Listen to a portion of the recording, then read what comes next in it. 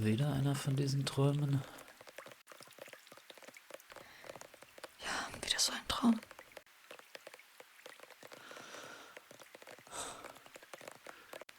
Du glaubst, dass sie mehr zu bedeuten haben, oder? Ja, irgendetwas kommt. Eine Bedrohung.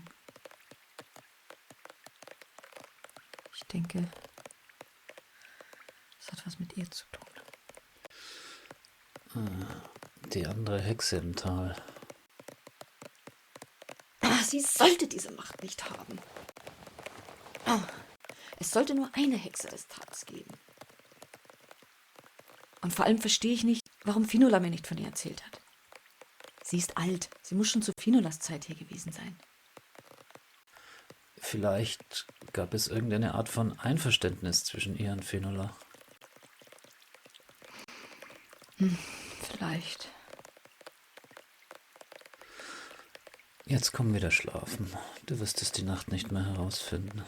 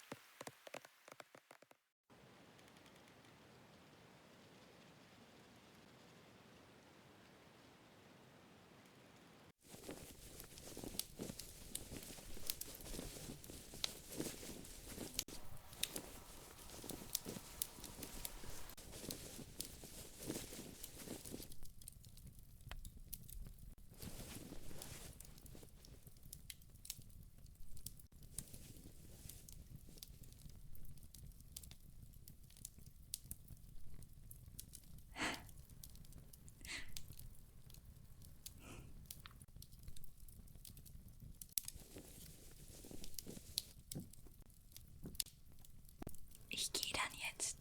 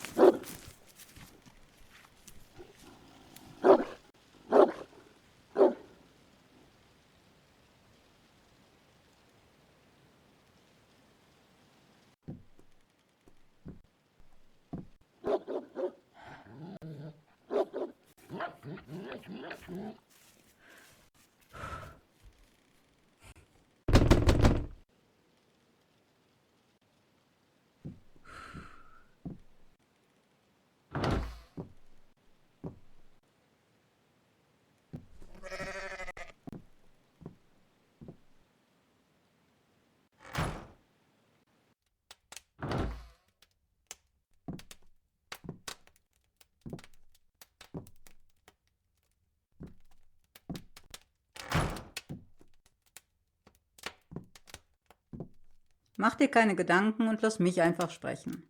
Die rituellen Worte müssen gesprochen werden. Das ist alles.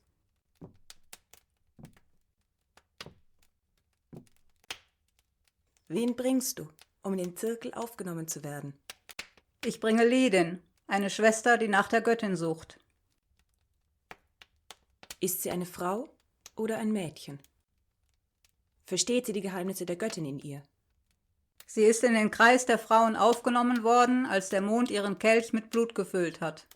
Sie hat mit einem Mann das Lager geteilt und sie hat ein Kind geboren. Sie ist eine Frau und Schwester von uns. Dann ist sie in diesem Zirkel willkommen. Willkommen, Ledin.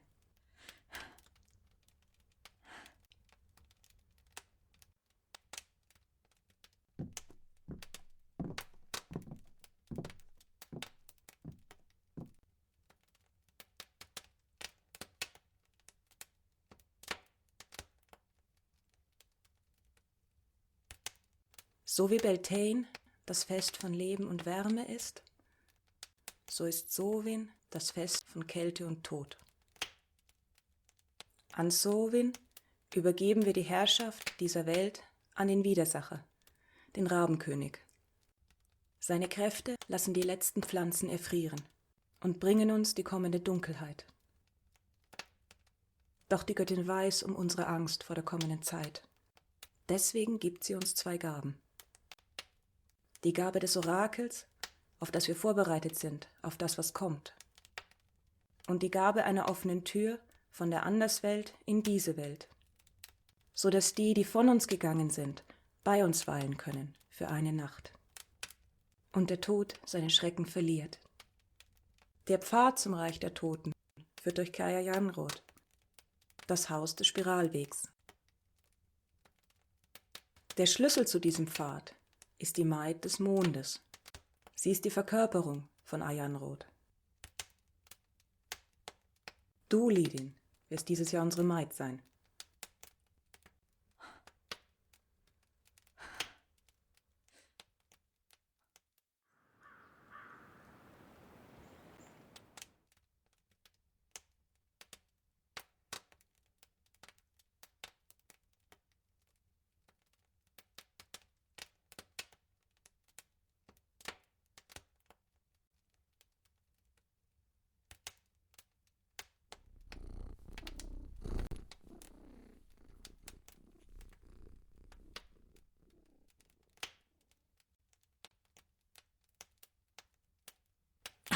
Was soll das heißen bei allen Geistern?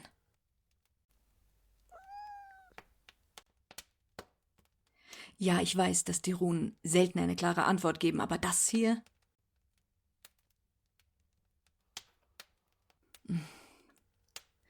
Zerstörung, Unheil, aber auch der Beginn der Neuerschaffung. Irgendwas wird kommen. Das haben mir die Träume auch verraten. Und dann das hier. Das Notfeuer. Das, was aus dem Unheil erwachsen wird. Ja, ich brauche einen Hinweis. So viel wusste ich auch schon. Aber dann das hier.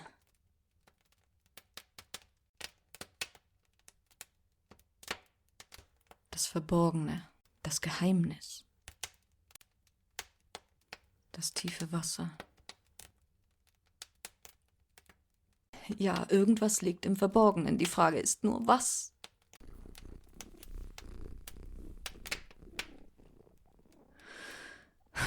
Ich sollte die Hexe des Tals sein. Fionnuala hat mir die Verantwortung übergeben, oder nicht? Meinst du, ich bin vielleicht ungeeignet, weil ich mit einem Mann zusammenlebe? Du bist also gekommen. Du Verräterin an der Berufung einer Hexe, die die Arbeit einer anderen Verräterin fortsetzt, die sich die Verantwortung für dieses Tal anmaßt.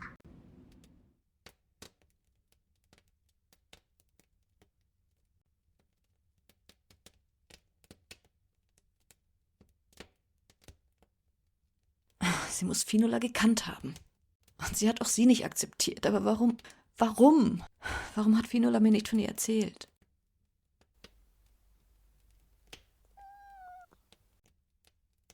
Ja, man müsste sie fragen. Aber alles, was Fionnuala mir sagen könnte, liegt im Verborgenen.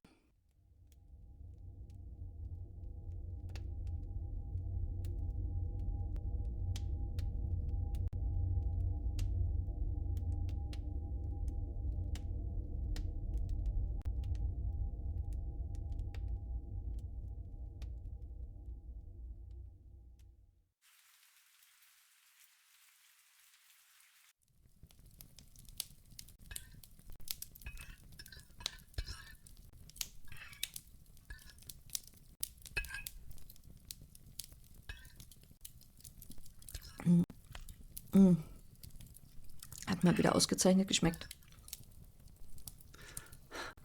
Das freut mich. Leider wirst du für die nächste Zeit auf diesen Genuss verzichten müssen. Das waren die letzten Gewürze aus meinem Beutel. So wie das Wetter aussieht, sind die Pässe wahrscheinlich bald zu. Es wird wohl bis nächstes Jahr dauern, bis ich wieder in die Stadt auf den großen Markt komme. Aber da kann ich ja einen größeren Beutel mitnehmen. Dann musst du den Winter über wohl mit meinen Hexenkräutern auskommen.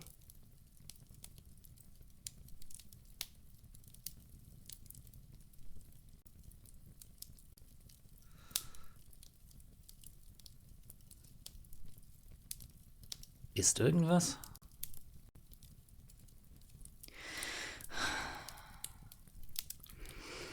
Rodan? Ich bitte dich nicht gern darum und ich weiß, ich breche damit ein Versprechen, das ich dir mal gegeben habe, aber ich brauche deine Hilfe. Bei etwas Magischem.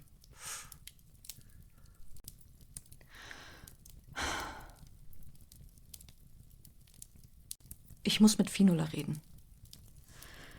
Ich muss wissen, was es mit der anderen Hexe auf sich hat und ob ich wirklich die richtige Hexe des Tals bin. Aber Finola ist... Kannst du nicht ihre Seele in den Rauch rufen und auf diese Weise mit ihr reden? Eine Seele kann ich nur auf diese Art rufen, wenn sie in dieser Welt ist. Etwa, weil sie den Weg in die Anderswelt nicht gefunden hat. Oder weil sie an Samhain aus freien Stücken für eine Zeit in diese Welt kommt. Aber Finolas Seele hat keinen Grund, in diese Welt zurückzukommen. Auf diese Art kann ich sie nicht erreichen. Ich muss selbst in die Anderswelt gehen und sie dort finden. Aber dafür brauche ich deine Hilfe. Kannst du nicht eine der Frauen des Zirkels fragen?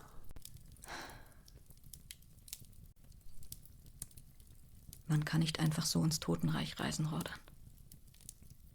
Die Pfade sind gut bewacht, die Torwege verschlossen. An Samhain ist es etwas einfacher, weil da die Göttin den Seelen der Toten gestattet, für eine Zeit zu uns zu kommen. Aber selbst wenn ich an die Pforte von Kai Ayanrod komme, wird mich ein Wächter abweisen. Und keine Magie, die ich zur Verfügung habe, kann mir den Weg freimachen. Aber der Wächter gehorcht dem Rabenkönig.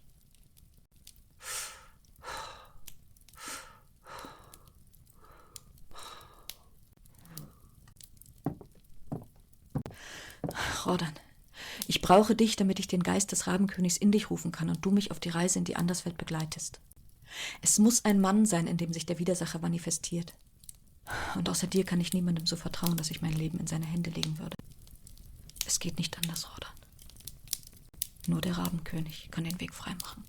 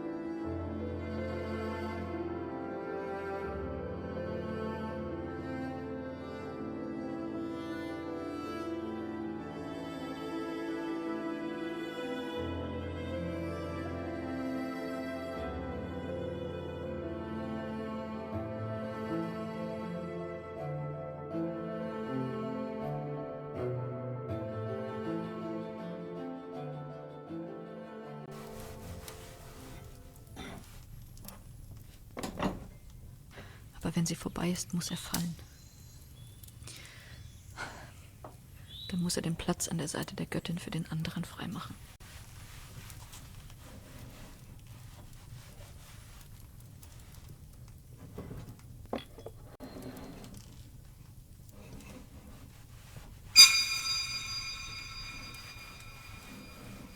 Muss er fallen. Gibt es einen dunklen König? Einen, der den Beltane-König tötet?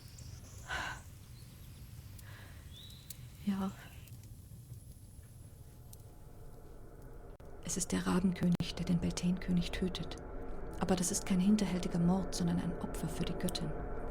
Der Beltane-König symbolisiert die Kraft des neuen Jahres. Aber der Rabenkönig ist die Form, die Kontrolle. Nur aus dem Zusammenspiel von beidem kann etwas Bedeutungsvolles erschaffen werden. Das Beltane-Feuer gibt den Funken für das Leben. Aber das Feuer muss gelöscht werden, bevor es das Tal verzehrt. Ich brauche dich. Gerade weil du auch der Beltane-König des Dorfes warst. Weil du mein Gefährte bist. Bitte, Rordan. Hilf mir. Bitte, Rordan. Was? Kannst du jetzt bitte gehen? Hier findet heute das Samhain-Ritual statt und ich muss hier noch umräumen.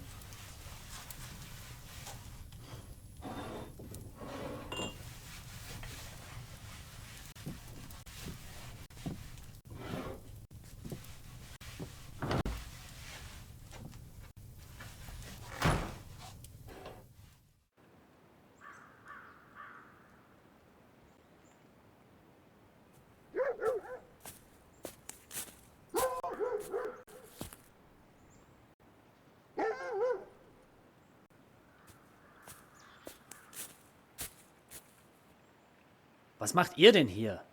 Solltet ihr nicht schon längst zu Hause sein?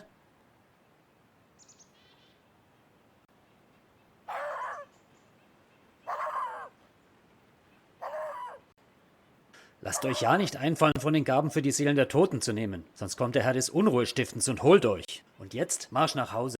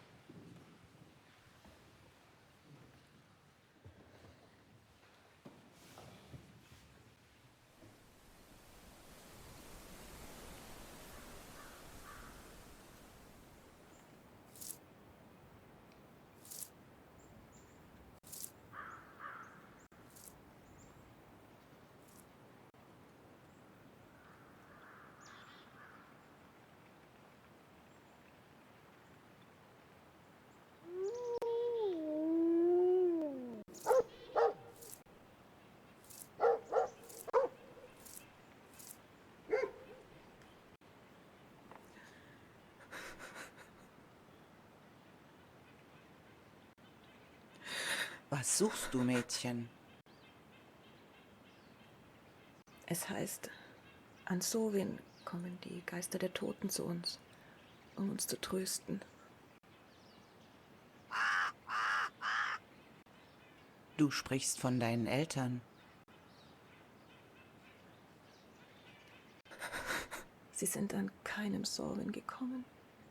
An keinem einzigen. Natürlich sind sie das. Sie waren jedes Jahr bei dir und deiner Schwester. Ich dachte, du hättest sie gesehen.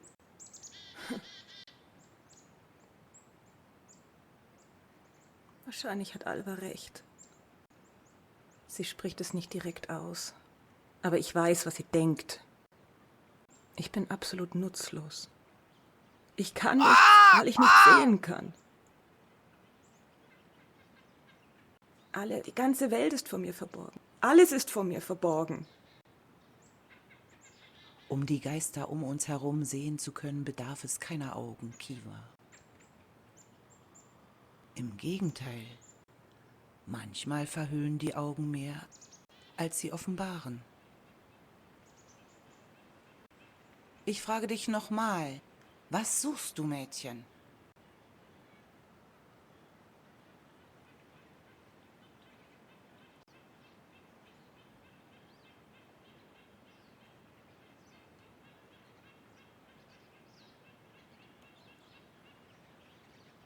Ich suche die Göttin. Dann komm.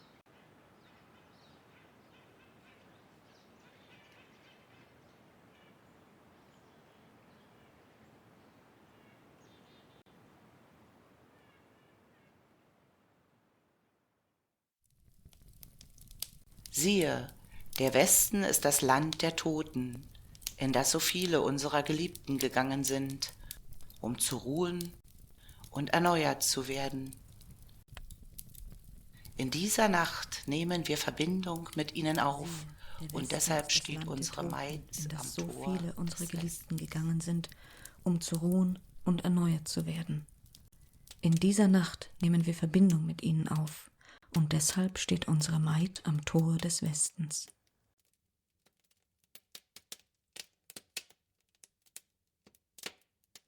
Geheimnis im Geheimnis. Denn der Ort zwischen dem einen und dem anderen Leben ist auch Kai-Ayanrod. Das Haus des Silberrads, am Pol der Sterne des Himmels, jenseits des Nordwinds. Hier herrscht Ayanrod, die weiße Herrin, und durch ihr Reich rufen wir unsere Geliebten. Möge die Maid sie anführen, wenn sie sich Widdershins in die Mitte der Spirale begibt. Denn der Spiralweg nach Kai-Ayanrod führt in die Nacht und entgegen dem Lauf der Sonne.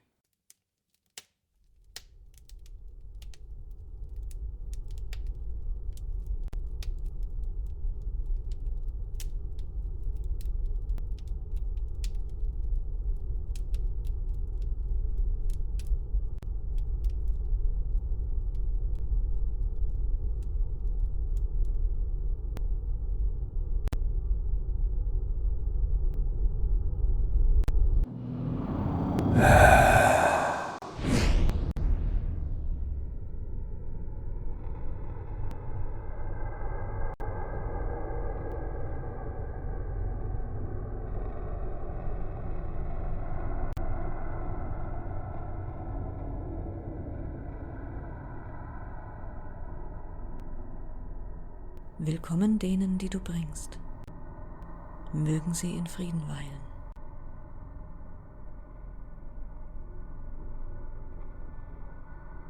Und du, Maid des Mondes, kehre zurück auf dem Spiralweg, um mit deinen Schwestern zu stehen, aber Djoshil, in Richtung der Wiedergeburt, nach außen von Kai-Ayanrod, wie der Weg der Sonne am Himmel führt.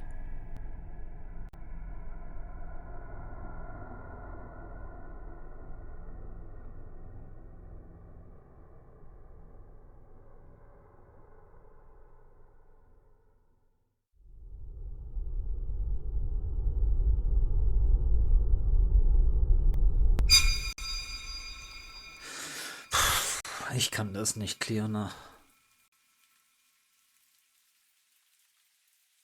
Du fürchtest dich vor dem Rabenkönig. Es ist nicht direkt Furcht. Es ist, als ich die Vision hatte, da hat der Rabenkönig den Beltane-König getötet. Und dann hast du, also die Göttin... Denk daran, Roddan. Für die Göttin ist das Leben genauso wichtig wie der Tod. Erschaffung und Zerstörung sind nur zwei Seiten des gleichen Prinzips.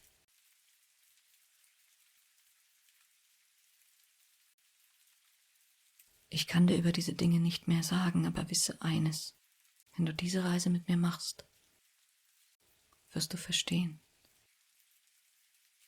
Und du wirst dich nie wieder vor ihm fürchten.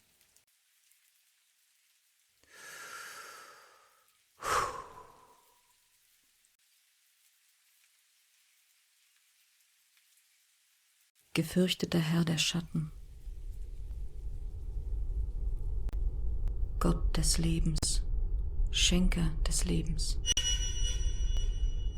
Von dir zu wissen heißt vom Tod zu wissen.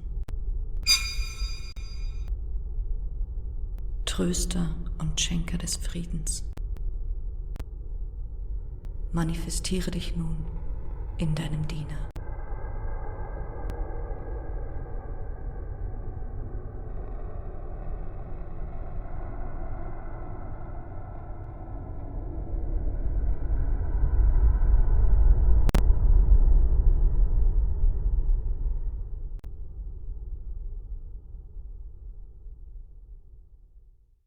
Gefürchteter Herr der Schatten, öffne weit die Tore, durch die alles gehen muss, wenn unsere Zeit kommt, wie es bestimmt ist.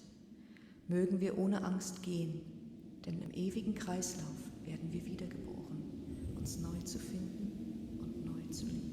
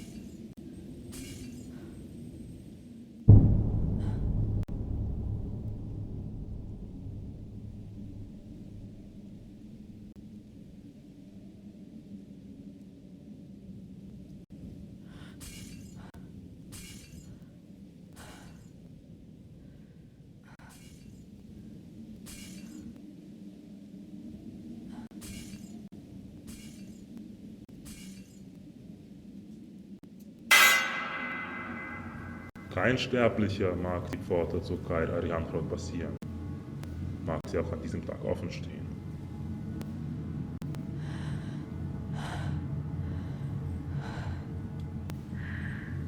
Dann erinnere dich.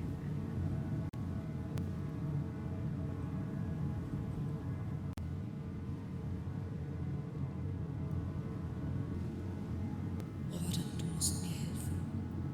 Du musst ihm befehlen, mir den Weg freizugeben. Erinnere dich an dein Versprechen. Du bist mein Gefährte. Du hast etwas von mir, was dich daran erinnern soll. Eine Haarsträhne von mir, freiwillig gegeben.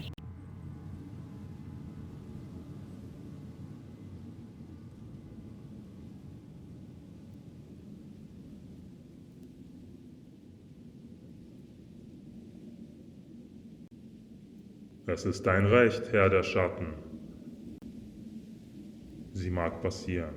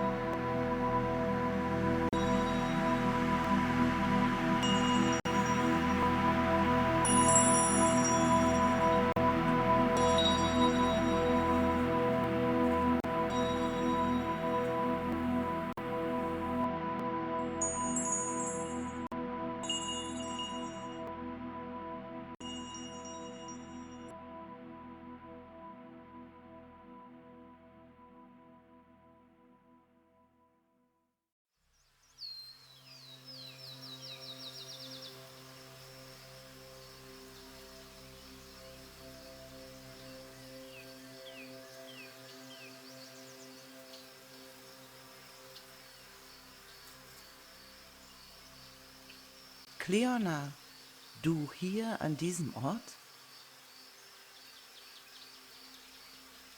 Mädchen, sag mir besser, warum du hier bist. Du hast nicht viel Zeit. Der silberne Faden ist an diesem Ort durchtrennt. Wie viel Zeit? Wer weiß schon, wie die Zeit in der Anderswelt vergeht. Manchmal ist ein Jahrhundert ein Tag. Manchmal ist die Zeit die Zeit.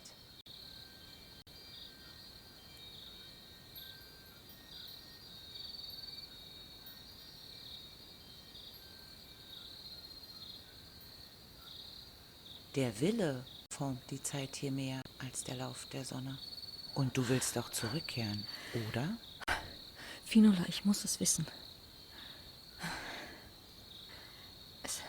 Es gibt im Tal eine andere Hexe. Du hast nie von ihr erzählt, aber hast du je mit ihr zu tun gehabt? Nach all den Jahren, dass es sie noch gibt? Ja, ich bin ihr begegnet, als ich ins Tal gekommen bin. Und wir hatten eine Auseinandersetzung. Ich habe meine Grenzen gezogen. Sie hat sie getestet und sie schließlich respektiert. Sie hat über eine ganz eigene Magie geboten.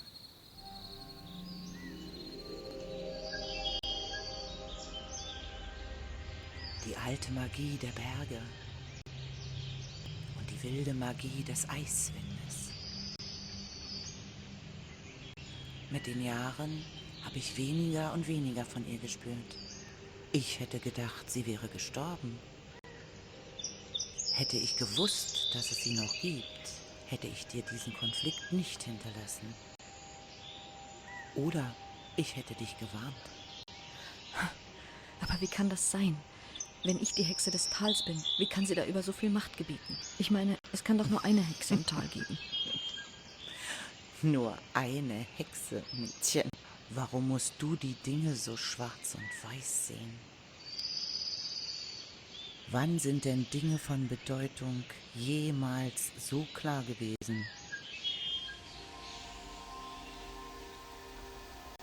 Und nun sag mir, warum muss es ausgerechnet hier so klar sein? Sagt die Tradition nicht auch, dass eine Hexe nicht heiraten kann? Und doch lebst du irgendwie mit Rodan zusammen. Da genügt dir ja auch das Ungefähre. Ist das wirklich der einzige Rat, den du mir geben kannst?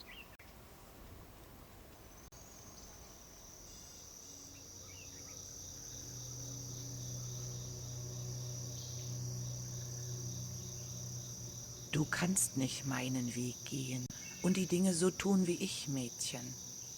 Du musst deinen eigenen Weg finden.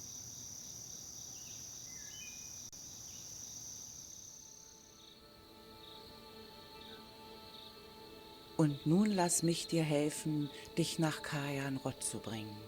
An diesem Ort sind meine Fähigkeiten von größerem Nutz als deine.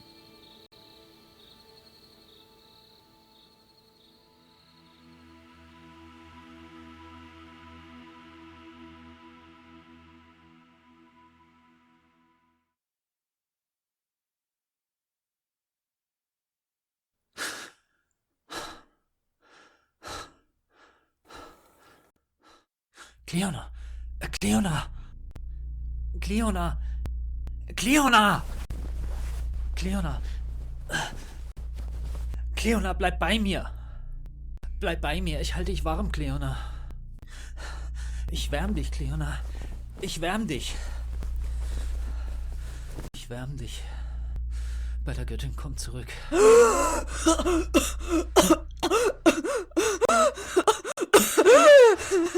Oh Göttin. Oh Göttin. Bleib bei mir, ich halte dich warm.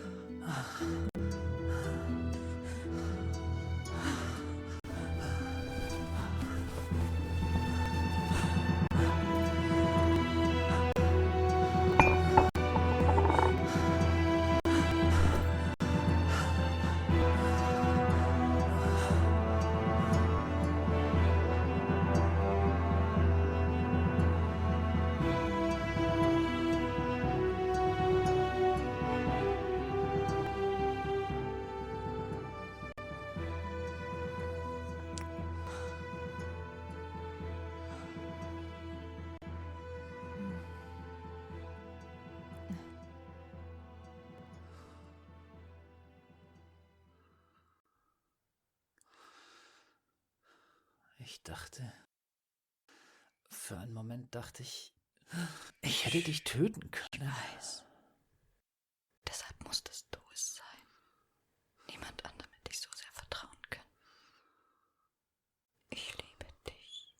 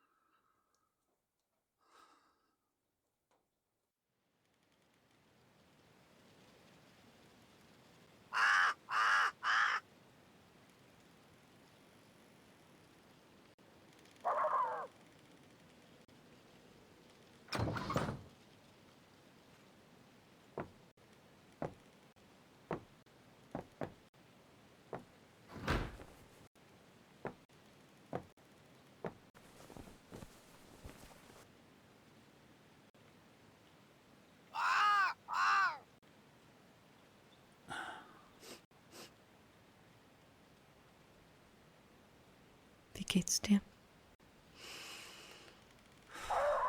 Ich weiß nicht.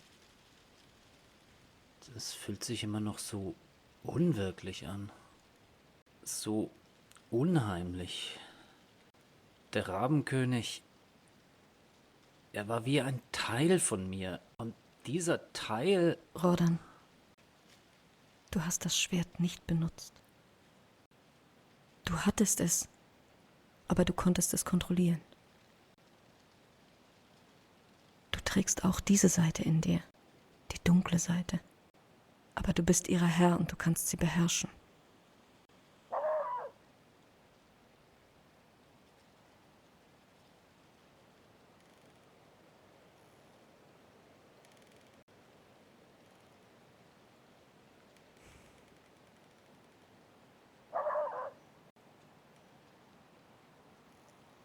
Verstehst du jetzt?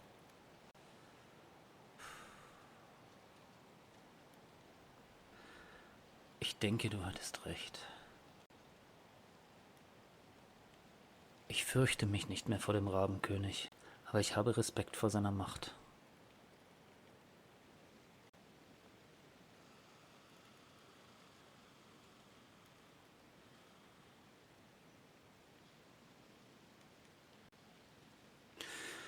Und was ist mit dir? Hast du rausgefunden, was es mit der anderen Hexe auf sich hat? Teilweise. Sie ist schon lange hier im Tal und es steht mir nicht zu, darüber zu urteilen, was sie hier tut. Dann gibt es also 2 Hexen im Tal? Offenbar.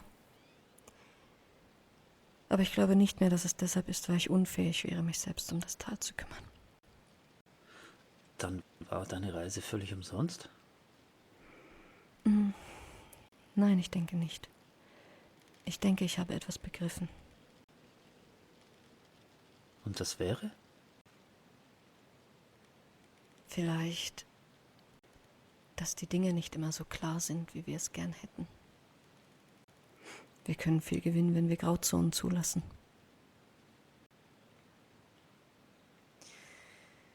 Und auch wenn eine Hexe nie heiraten kann, so weiß ich doch jetzt ganz sicher, dass es keine Schwäche ist, einen Gefährten zu haben.